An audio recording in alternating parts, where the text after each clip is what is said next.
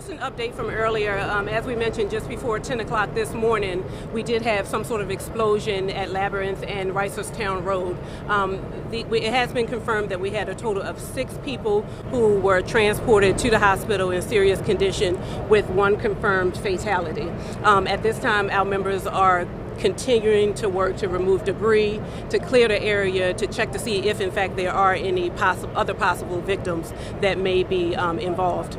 Right now we do have our partnering agencies. We have Office of Emergency Management, Red Cross, and housing on the scene to provide some sort of assistance and temporary shelter for the residents involved. It's unclear at this time, but we are working diligently to determine the total homes that were involved in this explosion, as well as those that perhaps could have been affected by it. So right now, we'll turn it over to Mr. Mayor for additional comments. First of all, I want to thank all of the agencies that have come together to help us in Baltimore City. We got Howard County, and we also have Baltimore County who sent their personnel here to help us. This is a unusual thing that's happened. A lot of houses have been destroyed. A lot of windows have been shattered in this community. And me and the council president just want everyone to pray for these people who have been affected, and thanking all of the businesses that have called us and said they want to supply water, food, and those kind of things. So we just want to say thank you to all of them. And I want to thank our fire department, our Office of Emergency Management, and our Department of Housing for being on the scene, making sure that they check with each and every resident to make sure that there's no gas leaks in their houses, and try to make sure that we work with Red Cross to try to get people into some stabilization in some homes and hotels if we can. We just want to make sure that we take care of these people, because it's our duty to make sure that we take care of them. Mr. President? Thank you. I want really we all know what's happening here today, and I want everybody in the city really to rally around those individuals that are still fighting for their lives. That's what we should put all our hopes, all our prayers, all our energy into, those individuals and their families, and just hoping that we can support them to survive through this. This is a tragic incident. We're very grateful to all the first responders, all the city help, all the professional help, those from the other counties that came to help us in this tragic incident. But I need the entire city of Baltimore right now to focus on hopeful prayers for those individuals that have impacted by this. This is something that no one should ever have to experience, but we know that we have families that and people that are fighting for their lives, so that's where our energy should be. So thank you. And thank you to BGE too for coming here, being on scene, being able to help out with an incident that was very in flux and everything like that. So it's very critical to have our partnerships across the board. I'm sorry. Who's next? I'm sorry. Good afternoon, everyone. I'm Linda Foy with Baltimore Gas and Electric. BGE is continuing to work to turn the gas off to this area. We're now working to turn off the gas main, which will likely take customers out who've been largely unaffected by this event, but that's what we need to do in order to make the area safe. And once we make the area safe, we can then begin to make repairs and to also understand what happened. And there's certain parts of our gas system that we're not able to get to right now because of the recovery efforts that are underway. And of course, our thoughts and prayers are with the families that have been affected by this. There may also be customers who are without electric service right now.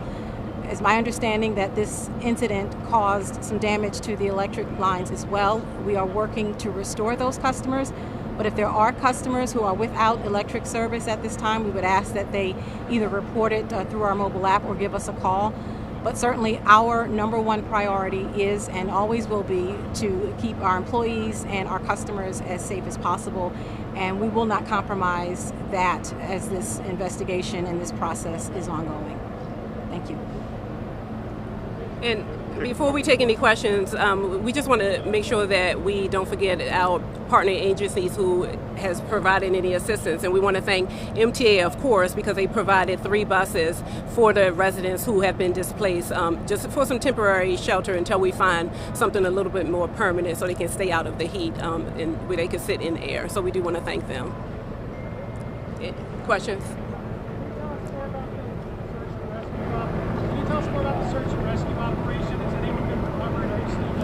At this time, it's still active. It's a pretty active scene. We've been out here before 10 o'clock this morning, and we have been working pretty hard and aggressively to make sure that we remove all the debris and the rubble to check to see if there is even any other victims inside.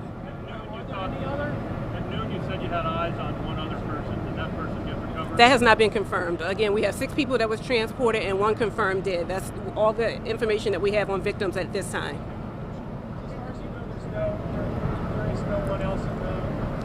We do not have that information. It's still pretty active. We're searching. So it's a rescue operation. So right now we're still searching.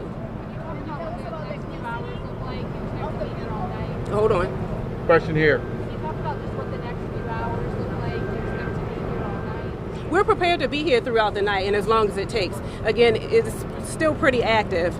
We haven't determined if there are any other victims. So again, we're working diligently. We're trying to make sure that we comb through every area to determine if there are any victims inside. Ethnicity of the victims, and also how many people have been displaced. We do not have an exact number on the total displaced. OEM, Red Cross, and Housing, they have been going door to door to check with residents to see who was affected by this and how many homes. So we don't have that total just yet. What about the ethnicity? I'm sorry? The ethnicity of the victims. It's unclear. We don't have their sex, their race, or ages at this time. Are there any reports of missing persons? I'm sorry? Are there any reports of missing persons? It's unclear at this time. And then right now we'll bring up the rep from Red Cross so he can talk about their efforts.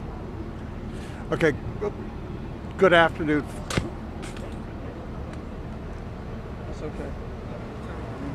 Might have to just hold it up. All right, let me try again. I'm sorry, folks. Paul Carden, C-A-R-D-E-N. Hold on for a second.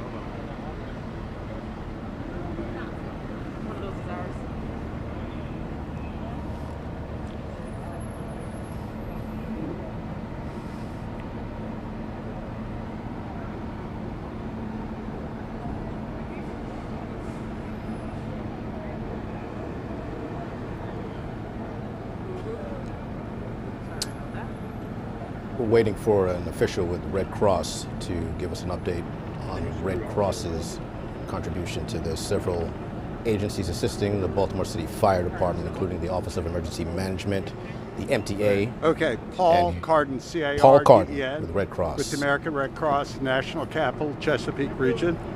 Right now, we're involved with the city in the first part of our response. We've established a reception center. We have city buses. We're bringing in Gatorade, water, meals, have counselors present. So right now we're providing a safe place for residents to stay. Tonight, once we find out how many people cannot return to their homes, we'll make arrangements for them to find a safe, secure place to stay tonight, most likely a hotel.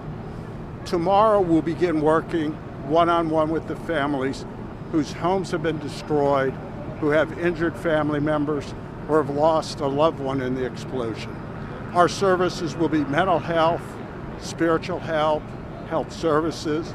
We'll also have our volunteers provide financial assistance, information, and referrals. So this is the beginning with our city partners on a very long, complex recovery process for those who were affected by this tragic disaster today.